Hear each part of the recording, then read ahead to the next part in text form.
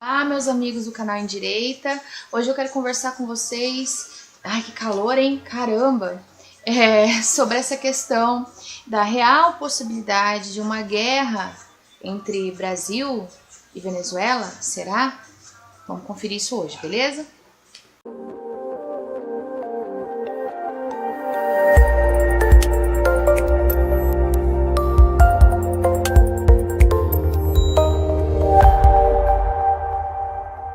É neste calor infernal que nós vamos tratar de um assunto muito relevante. Eu vou tentar explicar aqui para vocês como está o cenário e dentro de um contexto a gente vai fazer uma análise de uma real possibilidade de uma intervenção ali naquele regime totalmente ditatório, né, de Maduro. E um pouquinho a gente vai falar aí também sobre a dona Gleisi Hoffmann, querida, só que não. Bom, primeiro eu quero que vocês vejam essa matéria que saiu no SBT. Dá uma olhadinha. Exclusivo. O Brasil planeja sediar um governo paralelo ao da Venezuela caso o atual presidente Nicolás Maduro continue no cargo. A posse para o segundo mandato, marcada para amanhã, está sendo contestada pela oposição e pelo Grupo de Lima, formado por 14 países. A reportagem é de Tiago Nolasco. Livre e democrático como Venezuela em uma guerra mundial. Maduro está no poder há 6 anos. A oposição, com apoio internacional, quer evitar que ele fique mais 6. A cerimônia de posse é organizada em meio a muita tensão. Um dos principais aliados de Maduro, Diosdado Cabello, presidente da Assembleia Nacional Constituinte, chamou o Grupo de Lima de imoral e intervencionista. A imoral, injerencista e violatória posição do autodenominado Grupo de Lima. Nos bastidores, o Brasil vem atuando como uma espécie de líder do grupo, que não reconheceu o resultado da eleição do ano passado, sob suspeita de fraude. A estratégia para barrar Maduro é o Tribunal Supremo de Justiça em Exílio da Venezuela declarar o não reconhecimento do novo mandato. A corte, formada por 33 juízes, funciona atualmente em Washington. É reconhecida pela Organização dos Estados Americanos, a OEA, e tem poder de declarar vaga a presidência da Venezuela. A partir daí, o Grupo de Lima pretende dar suporte a um governo de transição fora do país. Fontes do governo brasileiro confirmam que a sede da possível administração paralela pode ser aqui no Brasil. Para sufocar economicamente o governo Maduro, o Grupo de Lima quer que, a partir daí, o pagamento pelas exportações de petróleo, principal fonte de recursos da Venezuela, seja feito em uma conta desse gabinete de transição.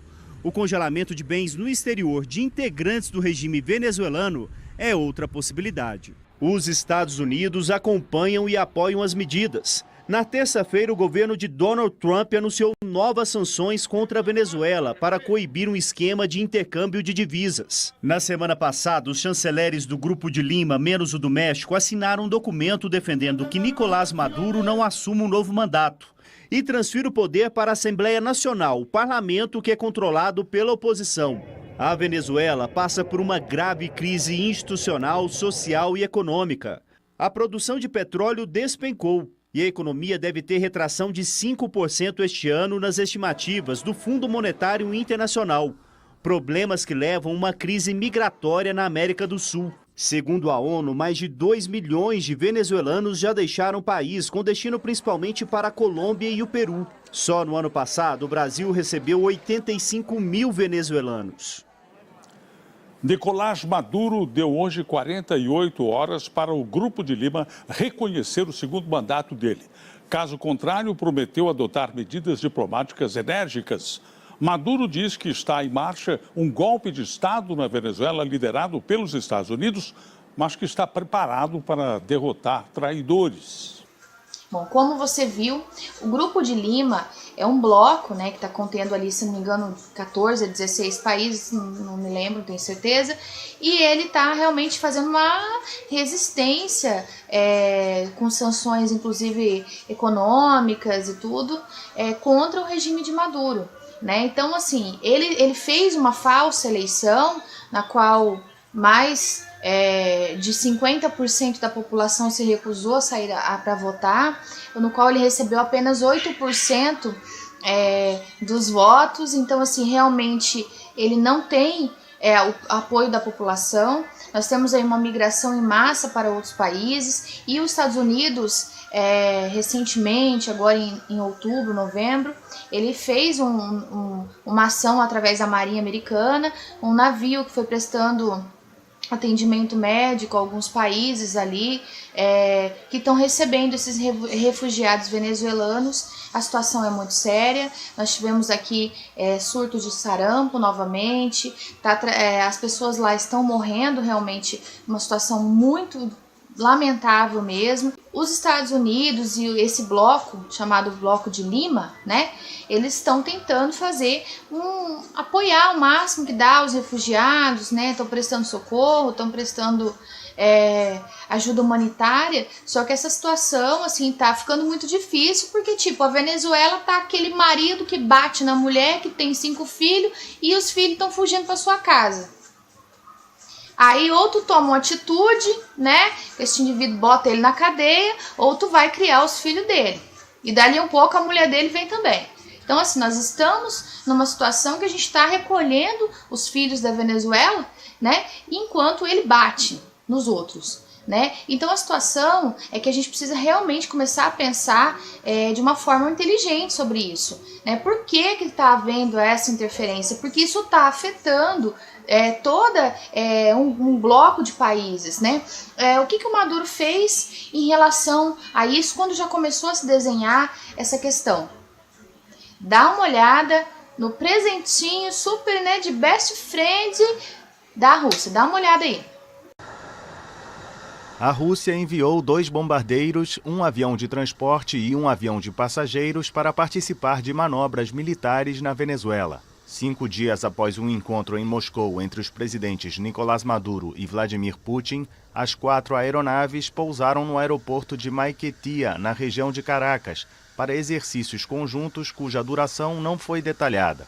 O governo venezuelano denuncia constantemente planos dos Estados Unidos para derrubar o regime socialista do presidente Nicolás Maduro. Diante de uma centena de pilotos e pessoal russo, o ministro venezuelano da Defesa declarou que as manobras visam a garantir a defesa do seu país diante de ameaças externas. Assim como estamos cooperando em diversas áreas de desenvolvimento para ambos os povos, também estamos nos preparando para defender a Venezuela até o último palmo quando for necessário. Padrino lembrou que outros países da região criaram o que chamou de desequilíbrios políticos e militares, diante dos quais o governo venezuelano não pode ficar de braços cruzados, em referência à vizinha Colômbia, que Caracas acusa de abrigar bases militares americanas. O ministro da Defesa pediu para que ninguém no mundo tema a presença destes aviões, porque, segundo ele, os venezuelanos são construtores da paz e não da guerra.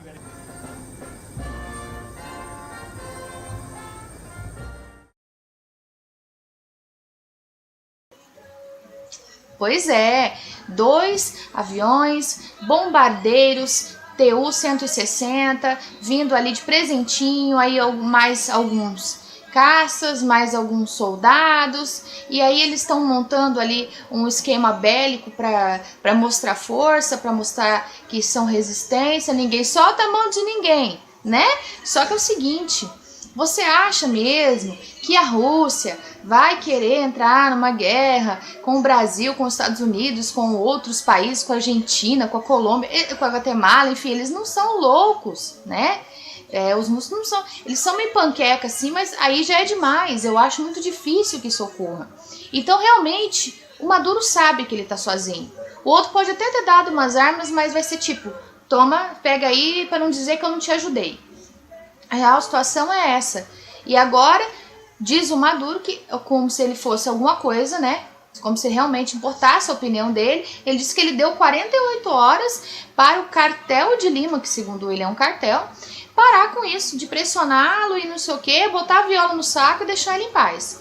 Bom, todo mundo sabe que isso não vai acontecer. A opinião dele não importa, até porque a opinião dele é realmente sobre todas as pessoas, sobre todos os países, sobre todo o seu povo, realmente é que explodam-se todos, né? Ele não liga.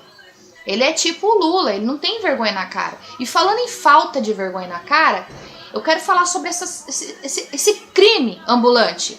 essa coisa aí. Hoffmann, presidenta do Partido dos Trabalhadores, e me dirijo ao mundo árabe através da Al Jazeera para denunciar que o ex-presidente Lula é um preso político em nosso país. Essa mulher é ridícula. Essa mulher é ridícula. Poxa, gente, pelo amor de Deus, eu não sei o que acontece que essa mulher não tá presa. Caramba, a mulher foi pedir, fazer escândalo na Al Jazeera, pedindo apoio dos países árabes, pedindo socorro, falando que aqui tem um preso político, socorro, socorro, o que é isso? E em pouco tempo depois, a resposta chegou, né? Interceptado ali pelo Mossad, pelo Mike Pompeo ali que denunciou, que o Hezbollah estava vindo aqui para matar o Bolsonaro. Ai, que bonitinho, socorro veio, né, bonita? Essa mulher tá sempre ferindo a nossa soberania nacional, sempre representando um risco ao nosso país, sempre se aliando a pessoas contrárias ao nosso país. Sinceramente, essa mulher deveria estar presa. Eu não sei por que ela não tá presa, de verdade. Ela, assim, crime suficiente de lesa pátria ela já cometeu e ela tá lá. Ela não veio na posse do Bolsonaro, mas mostrando uma oposição democrática, que, né? Não. Ela foi lá no Maduro, que tá recebendo o avião bombardeiro da Rússia, né? Ela tem... O PT, eu vou te falar, é uma coisa, assim, podre, imunda e nojenta. Bom, a situação é essa. Eu quero gravar com um amigo meu que é advogado e que é um estudioso desse assunto, né? E eu vou tentar gravar a entrevista essa semana ainda, ou no fim de semana, e trazer aqui para o canal. Até lá a gente já tem uma resposta, né, do Grupo de Lima, o qual nós também estamos. E aí a gente vai poder debater um pouco mais, com um pouco mais de informações sobre esse assunto. Fiquem atentos aí, fim de semana chega esse vídeo. Um beijo da Gigi, compartilhe, se inscreva no canal em direita. Tchau, tchau!